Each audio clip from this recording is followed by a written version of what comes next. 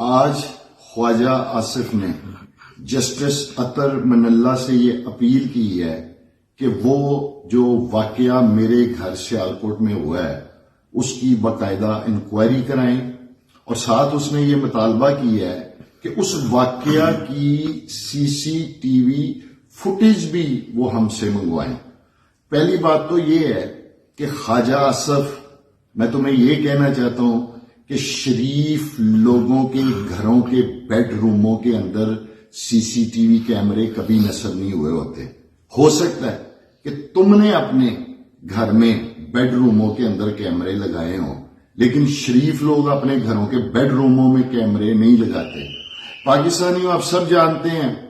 کہ ہمارے گھر میں جو پولیس کی ریڈ ہوئی اس کا اعتراف DPO سیالکوٹ نے خود کیا کہ 19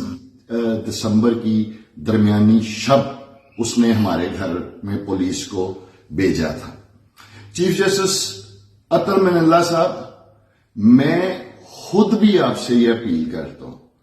کہ آپ اس واقعہ کی 100% شفاف انکوائری جو ہے کروائیں، چونکہ اس سے قبل بھی 9 مئی کے فوری بعد ہمارے گھر میں پولیس گردی ہوئی تھی۔ اسی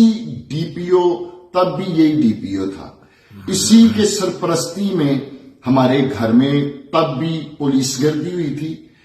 جس میں نہ صرف ہمارے پورے گھر کو توڑ پھوڑ دیا گیا تھا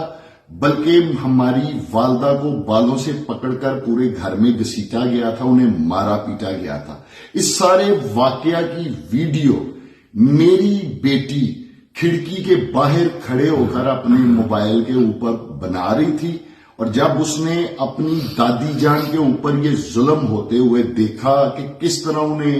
تشدد کیا جا رہا ہے تو وہ اونچی اونچی چیخیں مارنا شروع ہو گئی۔ بعد آپ ویڈیو میں دیکھیں گے کہ ایک پولیس آفیسر جو ہے وہ کھڑکی کے آگے آ کے کرٹن کر دیتا ہے، پردہ کر دیتا ہے، اور پھر وہاں پر موجود پولیس میری بیٹی سے وہ موبائل چھیننے کے لیے اس کے پیچھے پڑ جاتی ہے، اور راستے میں میری بیوی کھڑی ہو جاتی ہے، جسے پوری طرح لوہے کے پائپوں سے تشدد کیا جاتا ہے، اور میں کلمہ پڑھ کے لا الہ الا اللہ محمد رسول اللہ، میں اپنے اللہ کو حاضر ناظر جان کے کہتا ہوں کہ اس پولیس کے الفاظ تھے میرے گھر کی خواتین کو کہ آج اگر ہم تم لوگوں کو جان سے بھی مار دیں گے تو ہمیں کوئی پوچھنے والا نہیں ہے۔ اب میں بات کرنا چاہوں گا کہ اس واقعے کے بعد چند ایک لفافہ ٹائپ کے صحافی یہ بات کرتے ہیں کہ جی خواجہ آصف کو اس ساری چیز سے کیا فائدہ۔ میں پاکستانیوں آپ کو بتاتا ہوں کہ خواجہ آصف وہ کون سا فائدہ ہے جس کے لیے یہ سب کچھ کر رہا ہے۔ خواجہ آصف یہ جانتا ہے کہ عثمان ڈار تو سیاست چھوڑ چکا ہے، وہ تو الیکشن میں حصہ نہیں لے گا۔ عمر ڈار جو ہے وہ روپوش ہے، اور اب ان کی والدہ نے اعلان کیا ہوا ہے۔ وہ یہ چاہتا تھا کہ کسی طریقے پولیس کو بھیج کر یہ ٹریلر چلایا جائے، ان کی بوڑھی والدہ ہے، ان کو ڈرایا جائے گا، ان کو دھمکایا جائے گا، اور ہو سکتا ہے کہ یہ عورت جو ہے یہ الیکشن سے وڈرا کر جائے، یہ ڈر جائے۔ لیکن انہیں یہ نہیں پتا تھا کہ میری ماں جو ہے وہ اس سارے عمل کے بعد ڈرے گی نہیں، جھکے گی نہیں، بلکہ وہ مزید اس کے اندر پختگی آئے گی اور وہ سٹینڈ لے گی۔ میں پاکستانیوں آپ کو بتانا چاہتا ہوں کہ ہماری جو والدہ ہے وہ ایک با پردہ خاتون ہے، اس کا تعلق قرآن، حدیث اور سنت کے ساتھ ہے۔ اس روز جب یہ واقعہ آیا پیش ہوا تو ہماری والدہ یہ واقعہ سر ڈھانپ کر بیان کرنا چاہتی تھی، لیکن میری بیٹیاں، میرے بڑے بھائی کی بیٹیاں، ساری بچیوں نے اپنی دادی کو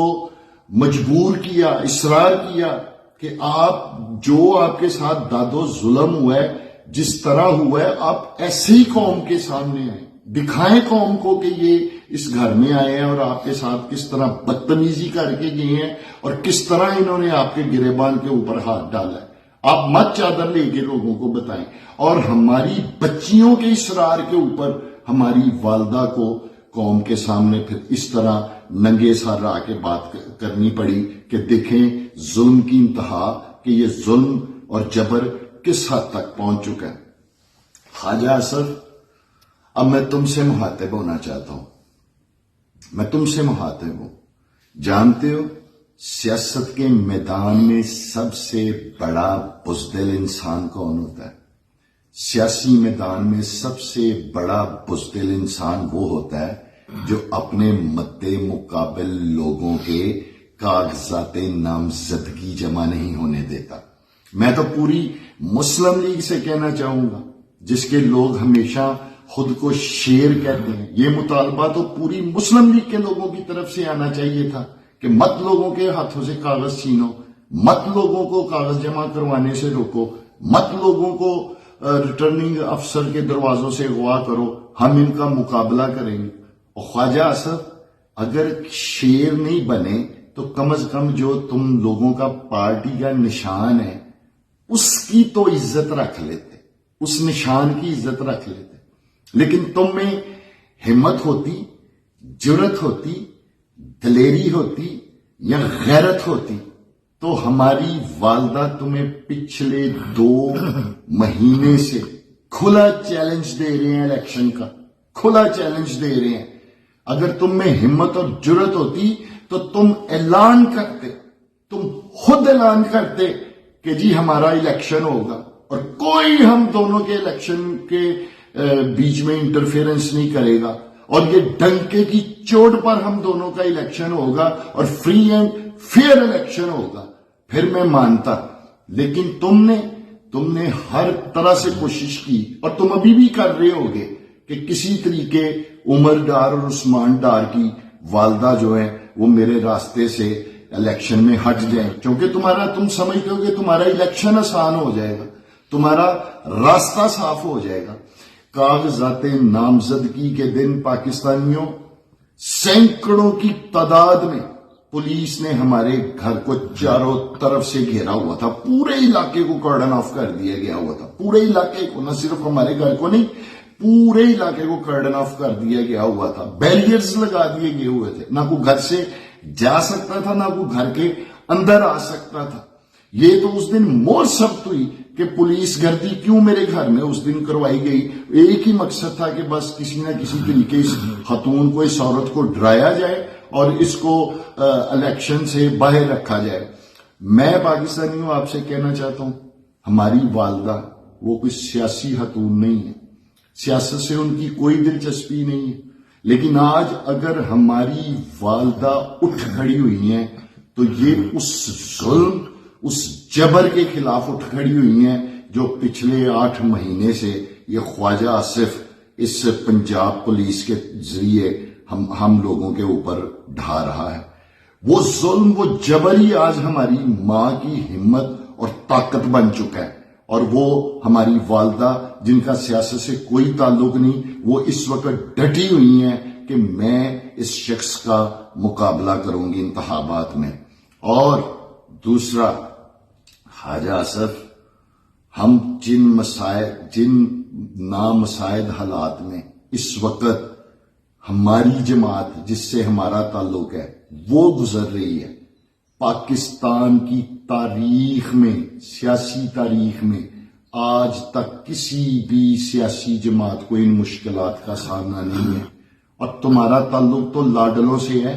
اور تم اپنے لاڈلے کے بھی سب سے زیادہ لاڈلے ہو، اور پھر بھی ڈر رہے ہو، پھر بھی بھاگ رہے ہو، پھر بھی سازشیں کر رہے ہو۔ ہمت پیدا کرو، جرت پیدا کرو، الیکشن میں مقابلہ کرنے کی۔ ایک بوڑھی خاتون ہے جس سے تم چاہتے ہو کہ وہ، جس سے تم بھاگ رہے ہو،